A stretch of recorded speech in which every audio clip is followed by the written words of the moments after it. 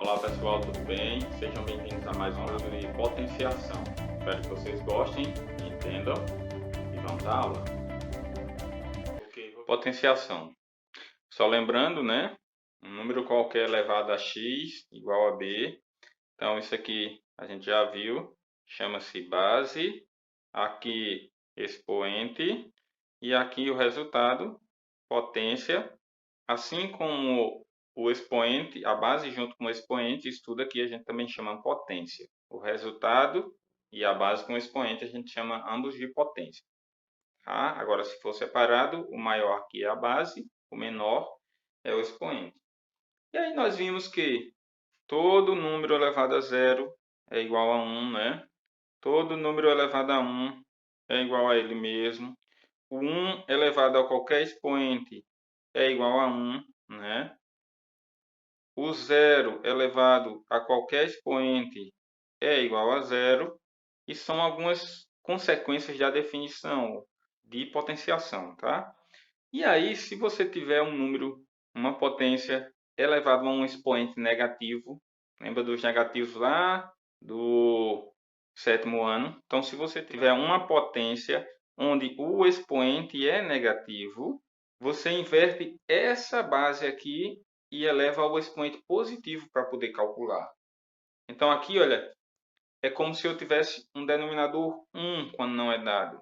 É A sobre 1, o inverso 1 sobre A. Então, aqui isso é a mesma coisa que 1 sobre A elevado. Aí o expoente, que era negativo, passa a ser positivo. Então, a mesma coisa, se você tiver uma fração 2 terços elevado a menos 3, aí você inverte a fração, 3 meios elevado a 3 positivo. O que eu acabei de falar, 2 terços elevado a menos 3. Então, por essa regra aqui, você inverte a base e eleva o expoente positivo. Então, isso aqui, ó, você inverte a base, no caso é 2 terços, você coloca 3 meios. E o expoente que era negativo passa a ser positivo. E aí, para a gente calcular isso aqui, ó, eu faço 3 ao cubo, 2 ao cubo. Então, você tem 2 elevado a menos 1, por exemplo. Então, quando não é dado denominador, é como se fosse 1. Então, o inverso de 2 sobre 1 é 1 sobre 2. E aí, esse expoente, como é 1, 1 elevado a 1 vai dar ele mesmo, né? Então, não preciso nem colocar aqui se eu não quiser. E 2 elevado a 1 também vai dar ele mesmo. Tá? Mas como a gente está trabalhando só a regrinha, eu vou colocar parênteses e 1 positivo. Esse 1 aqui, ó, que era negativo, passa a ser positivo quando a gente inverte a base. Da mesma forma, se ele tiver positivo e eu quiser colocar esse expoente negativo, eu inverto a base e aí só colocar negativo. É a mesma coisa. É como se eu não alterasse a conta. Na verdade, não altera a conta. Tá? 8 quintos elevado a menos 2. Aí da mesma forma. Inverte a base. Então vai ficar 5 oitavos. E o expoente que era negativo passa a ser positivo.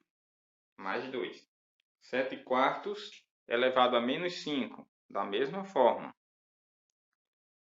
4 sétimos elevado a menos 5 passa a ser mais 5.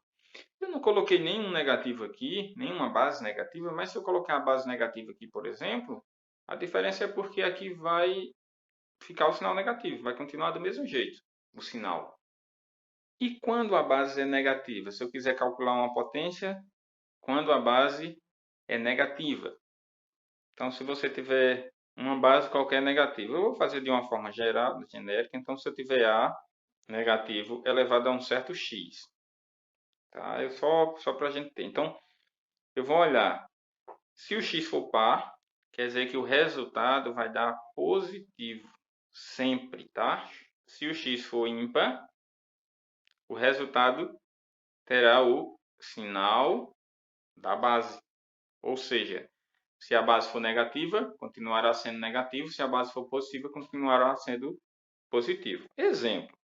Menos 2 ao cubo, menos 2 ao quadrado. Como a base é negativa, eu vou olhar para o expoente. O expoente é ímpar.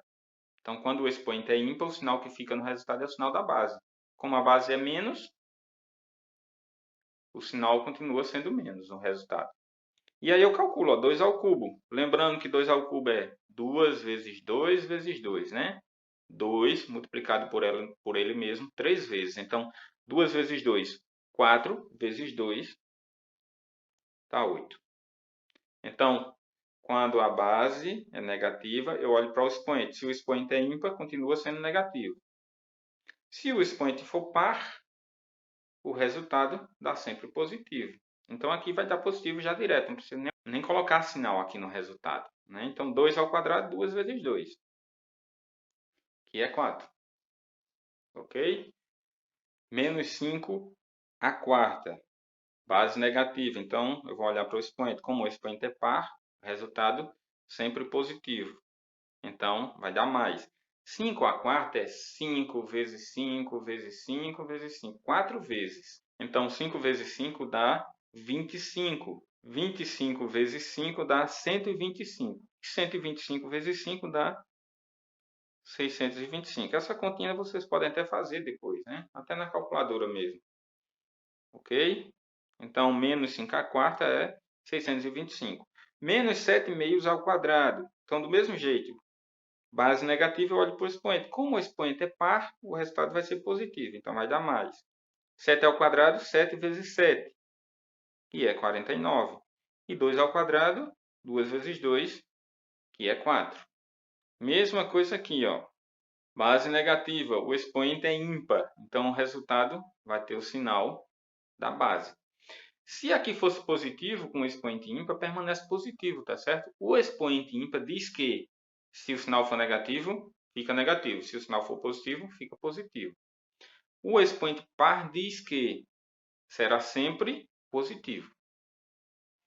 Então, aqui, 8 ao cubo. 8 vezes 8 dá 64. Aí, 64 vezes 8 dá 512. Essas continhas vocês podem até fazer depois. Okay? E 3 ao cubo, 3 vezes 3 dá 9. 9 vezes 3, 27. Esse, menos 2 à quinta, base negativa, eu olho para o expoente. Como o expoente é ímpar, permanece o mesmo sinal. Menos, mesmo sinal da base. 2 à quinta, 2 vezes 2, já são 2. 2 vezes 2 dá 4. Aí 4 vezes 2, 8. 8 vezes 2, 16. 16 vezes 2, 32. E aqui, olha, lembre-se que, pela regra, 1 elevado a qualquer número sempre dá 1. Então, 1 elevado a qualquer número sempre vai dar 1. Então, aqui, como 1 é negativo, eu vou olhar para o expoente. Ó. Expoente par, resultado positivo. Como o expoente é ímpar, o resultado terá o sinal da base, ou seja, negativo. Menos 1. Certo? Então é isso, pessoal. Essa foi a nossa aula. Espero que vocês tenham gostado, entendido. E até a próxima.